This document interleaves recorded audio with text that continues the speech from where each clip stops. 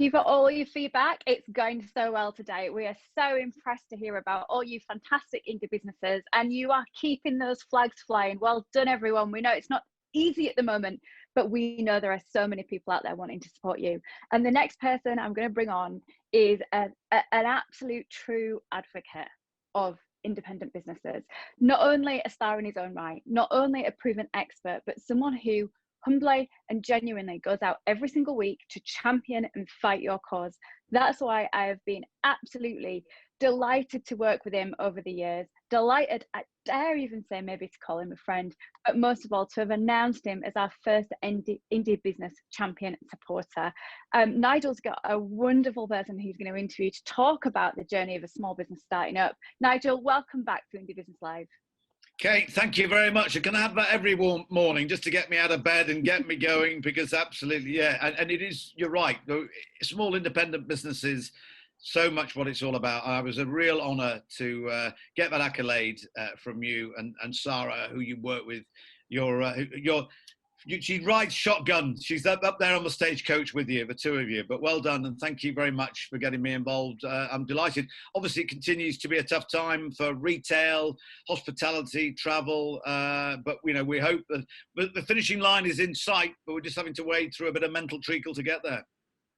Absolutely. Nigel, I know you've got a fantastic interview ahead. Once again, huge thanks for all your support. Can't wait to see you in real life, mate. I know, absolutely. Take care. Bye, Kate. Thank you so very much.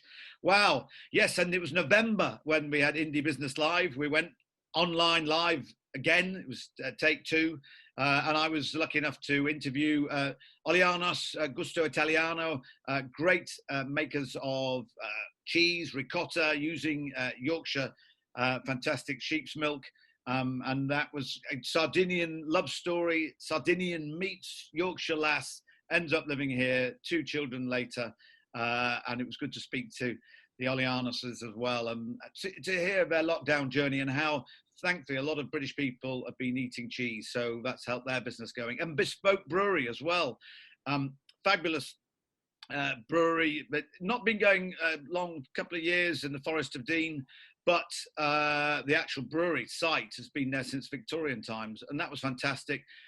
The particular beer that I've been championing was Money for Old Rope, which was named after the macabre situation where the hangman, after he'd gone about his ghoulish work, would cut up the rope and give it away and sell it for souvenirs, in fact. Anyway, they've made a beer after it, and I loved it. So Bespoke Brewery, well done to them.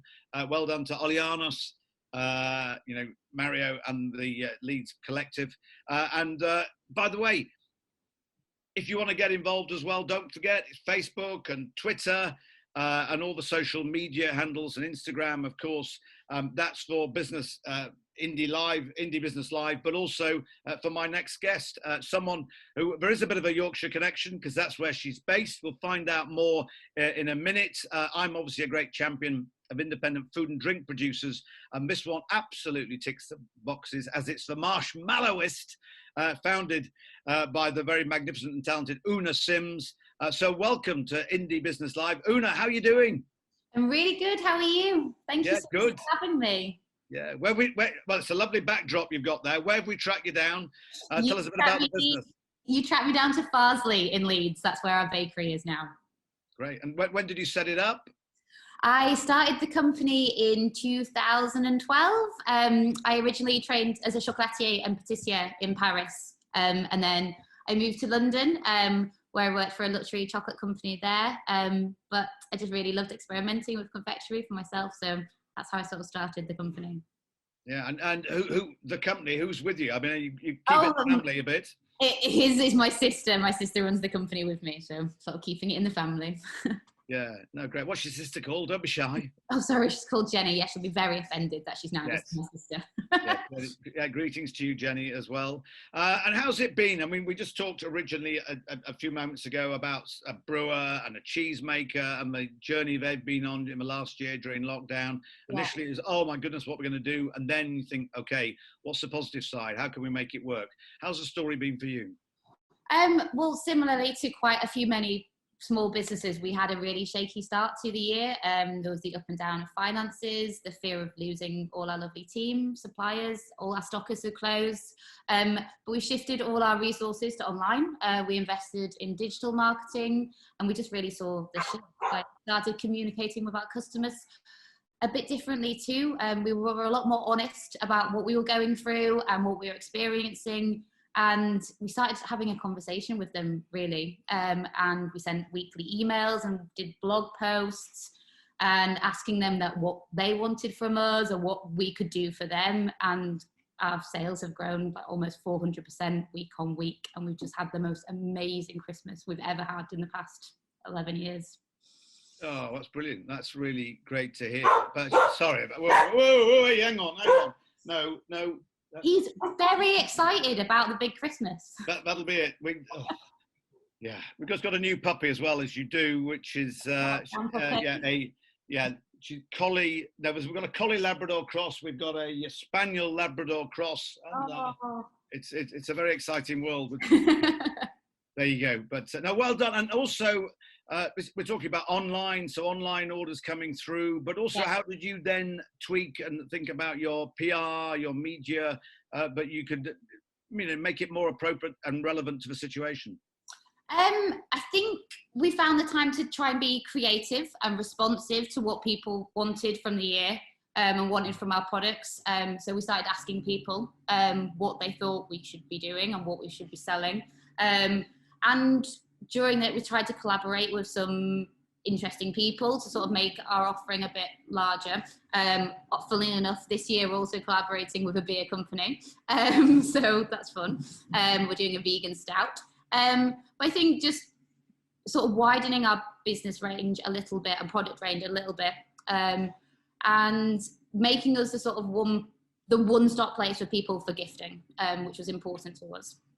Yeah, just tell us a bit. I'm intrigued by that. Who's the brewer? Can you tell us who the brewer is you're going to be working with? Yeah, it's Amity Brew. So they're based in Farsley, and we're doing a vegan stout with them. So it's quite a rare thing to do for a vegan stout. We've launched a range of vegan marshmallows last year after many years of experimenting, because vegan marshmallows are almost impossible to make. So we're really proud of that. So we are doing a vegan stout marshmallow with them. So like flavors of biscuit and chocolate and honey and marshmallow all in stout. I know flavour combinations is something you're all about. Obviously, as a chocolatier, your background, and well done with that journey. But tell us about some of the more unusual flavours that you come up with. Well, we like to be inspired by like cocktails and unusual fruit pairings or different herbs and different spices. And it's important for us to be as creative as possible with our flavours and sort of try and push the boundaries in that respect. So we've got a whole variety of different flavors. We do a cannabis, grapefruit and pink peppercorn marshmallow. We do raspberry and champagne. We do passion fruit and ginger. All our marshmallows are made from fruits and organic herbs. So, and they're also egg white free. So they're almost like a souffle-like in texture. So when you taste one of our marshmallows, the flavors really come through when you're eating them. Yeah. Cannabis, grapefruit and pink peppercorn. Well, I never ever heard that combination before, but it's certainly I will be one that I will be checking out as well. Very popular. Yeah, well done. And what would you say to people who are either thinking of opening a business, even in this time, about your advice? You've been at it for a few years now, to go about it, but obviously pandemic, throw that into the mix, hasn't made it easy, but like out of all these things, there have been some good things to come out of it. And retail was struggling anyway, sadly, but it has meant that online's had a real boost. That is true. I think for me personally, I started the company quite a few years ago, but I did it in conjunction with my old job as a chocolatier, and I had a weekend market stall, and I didn't just sort of go all in. I was very cautious about what I wanted to achieve and how I wanted to do it. So I had a little stall on a Saturday, and I'd work during the week, and on an evening I'd make an experiment with different flavors of marshmallows and see what would sell out fastest, and then sort of make more of that flavor, and then approach stockists very gradually. And it was only really until I moved back up to Yorkshire from London that I really spent the time and money to invest in the company and see it grow properly. But by that point, I'd really done in its essence, market research. I knew that my product was popular. I knew that people loved the flavors that I was making, and I knew that we could sell them. So I didn't just sort of go all in full, like straight away. I was quite cautious about it. I knew that I could really give it a go properly, rather than just going, quit my job and start a marshmallow company. So I would definitely be an advocate for sort of like cautious optimism, and then cautious. That makes a lot of sense to me. But yeah, as you say, cautious optimism. But what about advice? Who did you seek out about setting a business up? That's awful. I didn't. I was 20. I was 20 at one, and very strong-headed, and just thought I could do it. But we've had some really amazing mentors during this period.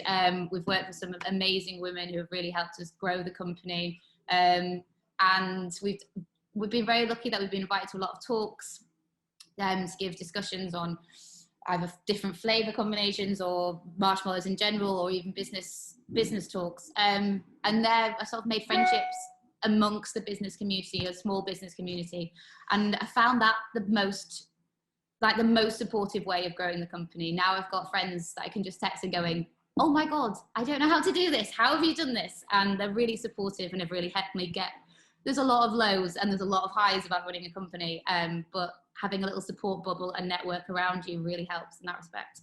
Yeah, and that's something with Indie Business Live. We're trying to spread the Indie Business Love, which is a hashtag, in fact, we're using at the moment, because, again, so that people can talk to each other and set up this forum base so that you don't feel as though you're on your own. So you've got other people, it's like entering your awards into the Chocolate Academy as you would have done in a previous life, but now the Great Taste Awards, it's throughout the whole year, and it's just a way of keeping people connected and say, we're thinking about you. So thank you very much. We really appreciate that. And well done. And long may, you continue great success from your Yorkshire base and world domination. But thank you very much for your time today. Next year. Yes. Now, I know all the orders have gone out for Valentine's and Galentine's Day, but for any new customers who sign up to the newsletter on the website, themarshmallowist.com, they can enjoy 10% off their first order. Hurrah! And then keep the Indie Biz Love going as well beyond Valentine's Day. That's what it's all about. Gorgeous gourmet marshmallow gifts that you can have them throughout the year, and vegan options as well. Well done to you, Una, and to Jenny, for keeping the business going. Well done. And of course, you've got the book out, The Marshmallowist, that you wrote a few years ago. Try and track that one down. But we wish you and so many independent food and drink businesses like yourselves, you've been a great success and will continue to be so, but well done. Thank you very much. Una and the Marshmallowist.